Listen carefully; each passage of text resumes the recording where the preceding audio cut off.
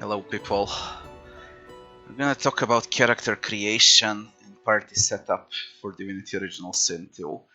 This game comes with 4 base characters in alpha version, and in a full game release they'll add an undead named Cain and a dwarf pirate named Beast.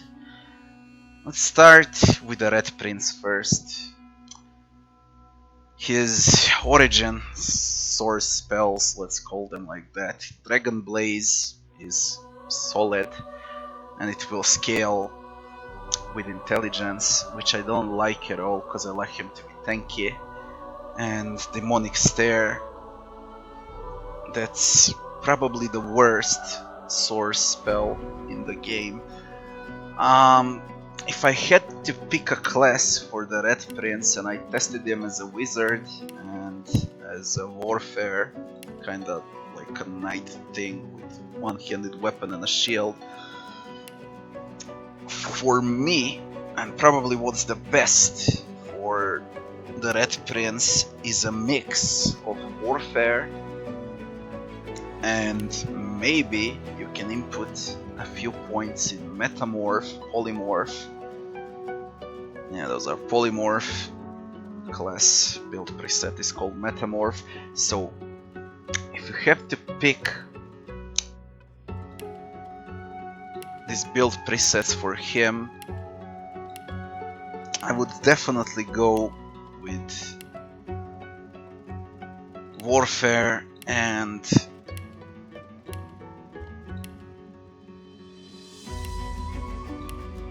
definitely Metamorph, with of course more points into Warfare. The only thing that's bad about him is that you get 2 points to Intelligence at the start and you won't need Intelligence that much. Spell Song is very good with Persuasion and you should max out Persuasion on the Red Prince whenever you can. Go with like 80% of your points in Warfare and 20% in Metamorph just to buff him a bit with those spells. You can raise his armor and similar stuff like that. Also, this spell, when it says damage is based on your level and receives bonus from strength, the higher your strength is, the more Tentacle Lash deals damage, and it's very good because it's got saving throw on physical armor, and it has 100% chance to set Atrophy for 1 turn. I would definitely go for my first playthrough with Warfare and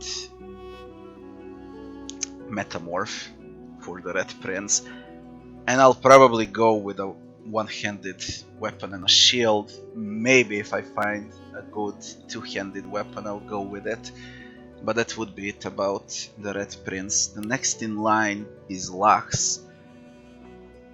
Lux is definitely the best at her own game, as I think it's Enchanter with Hydrosophy and Aeroturge. There is multiple options with her if you want her to be a mage, but Aeroturge and Hydrosophy are just way too useful. You can TP, you can freeze, you can stun, you can heal your allies. She is best like this, and I wouldn't change a thing about Lux. She gets +2 to wits and +3% critical chance. She doesn't need wits, she needs intelligence and memory. So you can bulk those spells, stack them, and intelligence will raise the damage of your spells. And she gets bartering, but I wouldn't go with bartering for Lux. I would definitely go for the Lore Master, so she'll be able to identify stuff for you. Her source point skill is to sing and cause characters in your target area to become mad. Maddened characters will attack those closest to them regardless of alignment. It's a very good thing, and I like it a lot. There is not much to say about Lux. I would play her as an enchanter. She could be played also as a wizard with Pyrokinetic and Geomancy, but I gotta add one thing on that. It's very risky to play as a wizard because all of your spells, basically all of your spells, like 90% of those spells, could deal damage to your own party. They are all AoE, they have huge aerial effect, and I wouldn't recommend it, especially for the newcomers. Just go as an enchanter with Hydrosophia and Eroturge and all will be fine. Maybe on your next playthrough you can try with the wizard, but the wizard is a complete mess. It just requires a lot of skill to play with wizard and do the things right. There is one very good thing in Pyrokinetic Haste, and it can be used as 1 point on the Red Prince. So you just basically put 1 point into Pyrokinetic to have haste on your character, and you can cast haste on other characters too. It's very useful. We said about the Red Prince, we said about Lux. Now Ifan, for me, and from what I saw, Ifan, this is very important. His source point, his source spell that costs 1 point can cast as his Soul Wolf, which can howl and bite enemies. When the wolf howls, he'll taunt enemies, and bite can knock them down and cast bleeding, I think. It was like that. Plus encourage. He comes with wits and critical, and that's very important for him. The more critical and wits he has, the better the damage.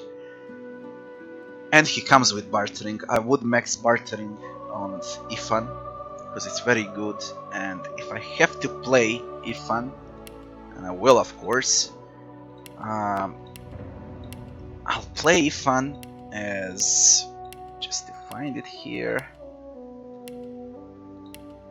not as Wayfarer definitely. We're gonna play him as a Huntsman with a bow or crossbow in his hands, and maybe, just maybe, because he summons his wolf, he can put a few points into summoning, because his wolf is gonna get stronger with summoning. The more points you put into summoning skill, the stronger your summons are. They get better vitality, damage, better physical and magic armor. Basically, they're a lot stronger, but I wouldn't recommend it. I mean, few points here and there, but focus his main stats, and it's Huntsman. Huntsman, yeah, Huntsman deals more damage from a higher ground, so if he stands above enemies, he'll deal more and more damage as you upgrade Huntsman. The best way that I see to play Ifan is with a few points in Huntsman, very few points in summoning, and a lot of points into ranged weapons. That's the way how I see Ifan. And of course, you'll go with bartering, so you're gonna buy items at lower prices and you can sell your items for better prices. The last in line is Sabeel. Sabeel is definitely the strongest thing right now in the game. She's absolutely OP, and she's at her best when you play her as a full scoundrel, or it's called rogue here, scoundrel spells. What she does basically, she can TP behind an enemy and one-shot them. All of those spells will crit when you're standing behind an enemy, and she's absolutely amazing. Plus this thing here, Flash Sacrifice, is gonna give her more action points, more damage. You trigger that every time when she needs to play. Then on top of that you trigger Adrenaline, you borrow action points from your next turn, and after that you'll definitely kill at the start of the battle. Break the Shackles, I haven't tested Break the Shackles. It sounds good, but it costs a source point. I'm still not sure about it, to be honest. She gains Elegant, which is very good for a scoundrel, +2 to Finesse, and she gets Corpse Eater, that it's amazing. You can gain new skills when you eat body parts like legs, hand, arms. As I said, Sabeel is definitely the strongest thing there is right now in this game. I don't know if they'll nerf her, but for now she's huge. If you have to go with one more build preset with scoundrel spells and skills, if I have to pick one, like the second one,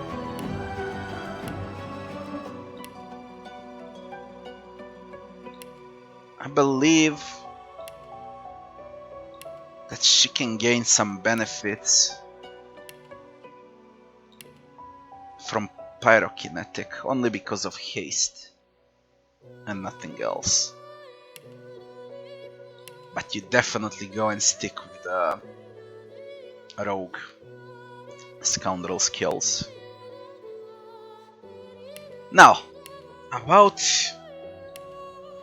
custom made characters. I recommend them for your second or third playthrough, because they're gonna add, as I said at the beginning of this video, an undead named Kane. Undeads can pick locks without lockpicks with their finger, and they'll be good, they'll be very good as scoundrels, thieves. They'll be good at sneaking too. And they're gonna add a pirate dwarf, which I guess is gonna be some melee type of class. I would go with Ifan, Sabeel, Red Prince and Lux for the first playthrough, exactly as I told with their build presets. When you choose a custom team, most of them are gonna get Time Warp. Time Warp is OP. It costs a source point, but it basically gives you one extra turn, which basically means you play twice in the same turn with the same character, and it's OP as fuck. Imagine this thing on Sabeel. She already got like 6-7 action points when you cast everything. Now imagine if she has another 6 or 7 action points. If she's get, I don't know, like stronger initiative than most of her opponents, she can literally kill 3 or 4 enemies in a single turn with Time Warp. Time Warp is very good, but I would stick with their base characters with Ifan, Sabeel, Lux and the Red Prince. Of course, on my second playthrough I'll test Undead Kane and that Pirate Dwarf Beast. What else did I want to say? Oh, I want to go through build presets and explain a bit there. I don't like how they mixed all of this up, to be honest. It's way much better for you to do it yourself than to just go with like Metamorph and put all the points into Metamorph. That would suck a lot. It's very simple. Metamorph is great, but when it's on its own, and I tested it, it's not that good, to be honest. You need to have like Warfare with Metamorph or something similar, just to have a bigger variety of spells, I guess. Build preset currently that's very annoying and I don't like it at all is Necromancy, and I'll probably avoid it. It's just not that good, to be honest. And the next in line... Oh, this is probably the worst one, summoning. I hate it. I really hate it. Basically what you do, you cast a spell like this Dimensional Bolt, you create a surface of fire, ice, water, whatever, oil, and when you apply Totem on the surface that was created, if you apply this Totem on a water surface, a water totem will spawn, and that totem is gonna target enemies on its own. The stronger your summoning skill is, the stronger your totems are, but they're still very weak, and I don't like it. Most of them can be one-shotted. I really don't like it at all. Now, this incarnates minions in games. They work the same as totems work. Basically, you cast incarnate on a ground surface. If you cast it on a poison surface, a poison minion will spawn, and then you can boost him with range attacks and give him more physical or magic armor. What this basically means, they're useless. They deal very little damage. Maybe they'll buff summoning when the full game is released, or later on when they want to balance the game, but for now I find summoning very weak. At least for now, I don't know, I just don't like it.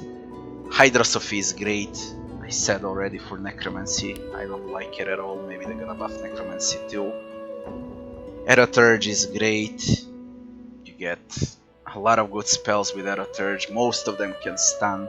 Warfare is also great for close quarters, you get in, you'll knock them out, you will make them prone, you can stun them, it's just very good, it scales very good with strength, and I love Warfare. Pyromancy and Geomancy, as I said, not for newcomers, a lot of AoE, very... well, it's very interesting to play with a pure wizard, you know, a lot of choices in those spells, a lot of combinations too, but I think that you should wait for your second or third playthrough for this.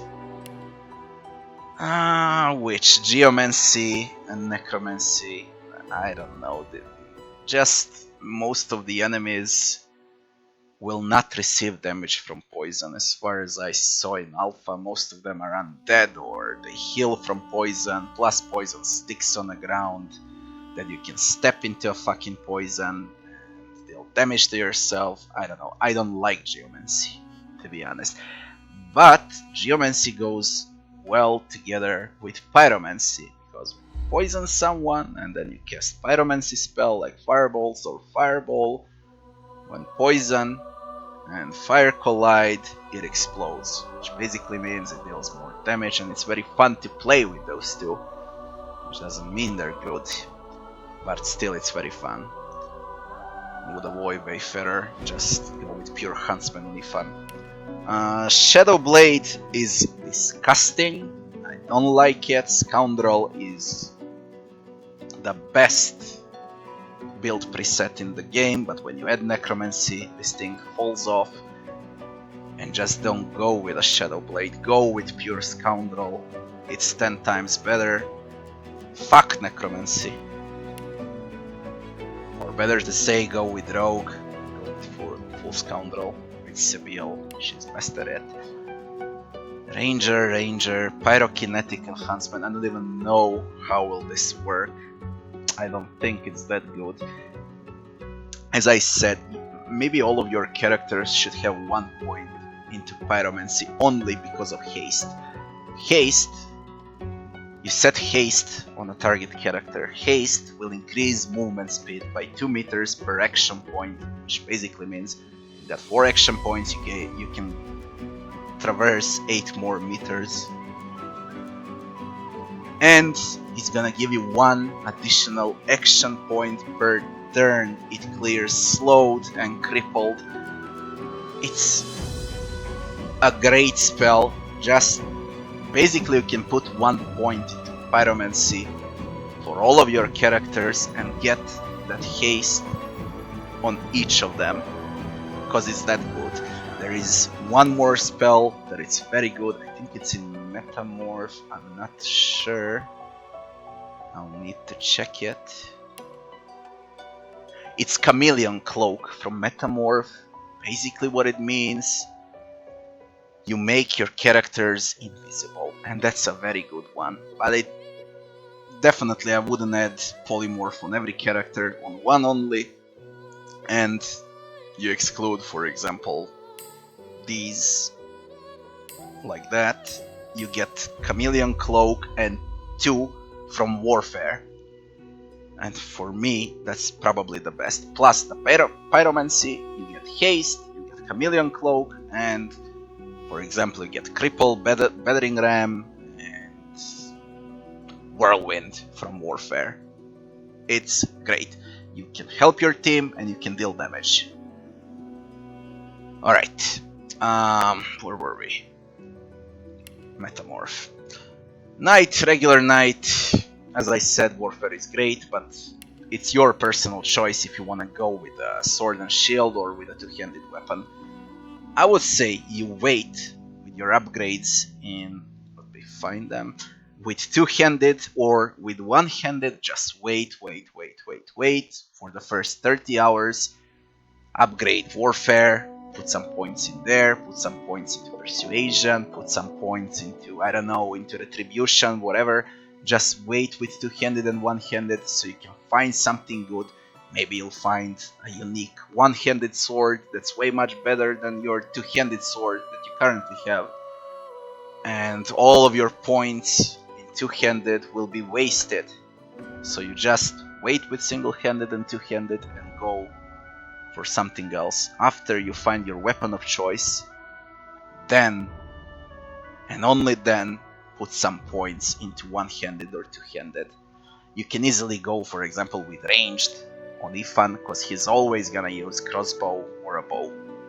But do not do it for a Warfare character at the start. Next. If there is anything next, I think that would be all. Oh yeah, Geomancy has a very good skill, and I really love it. It's Fortify. Maybe it's also good to have Geomancy on your tank with Warfare. If you don't want Metamorph, you could maybe get Geomancy, because it's very simple.